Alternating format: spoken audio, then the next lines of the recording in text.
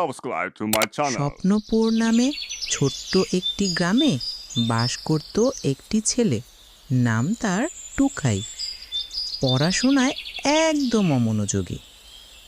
একদিন সকালে, তোকে নিয়ে আর পারি না রে বাপু, কবে যে তোকে আল্লাহ সঠিক বুঝ দান করবে। পড়াশোনা করে কি পেট ভরে? মা, আমার পড়াশোনা একদম বিরক্ত লাগে। আমাকে দিয়ে ওইসব হবে না। এইসব কি বলিস রে বাবা, নিজের জন্য কিছু তো কর। টুকাই খেলতে খেলতে বাজারে যায়। হঠাৎ এক রহস্যময় বুড়ো লোক, জাদুকর, সামনে আসে।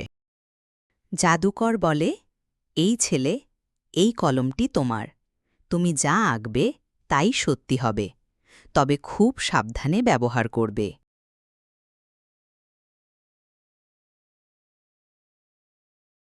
টুকাই কলমটি পেয়ে খুশিতে লাফাতে থাকে।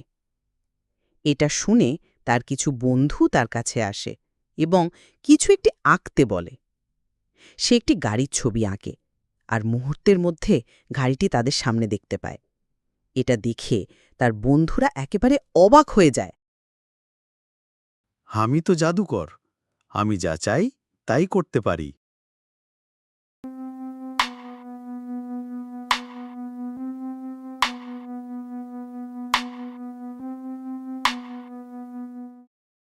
টুকাই লোভে পড়ে টাকা আঁকে, কিন্তু সত্যি টাকা না হয়ে এক ভূত চলে আসে।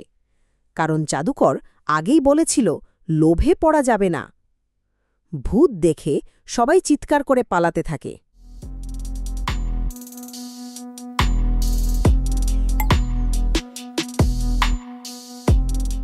সবাই টুকাইয়ের উপর ক্ষেপে যায়, ধাওয়া করে আর বলে, এই ছেলে আমাদের ক্ষতি করেছে।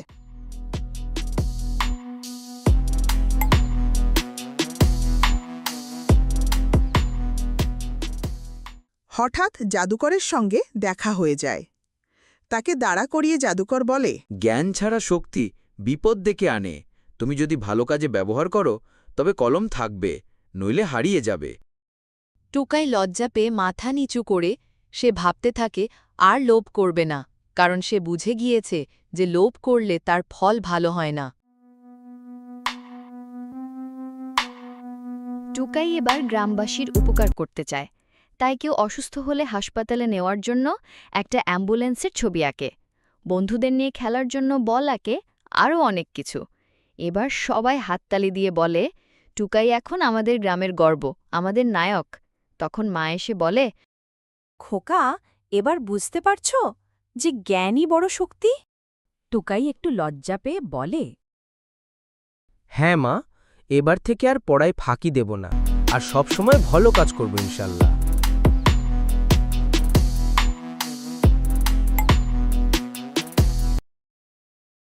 বন্ধুরা, তাহলে আজ আমরা শিখলাম লোভ করা যাবে না, আর অবশ্যই সর্বদা ভালো কাজ করতে হবে, মা বাবার কথা মেনে চলতে হবে। তাহলে আজ এই পর্যন্তই, দেখা হবে অন্য কোনো দিন অন্য কোনো ভিডিওতে। সেই পর্যন্ত সবাই ভালো থাকো।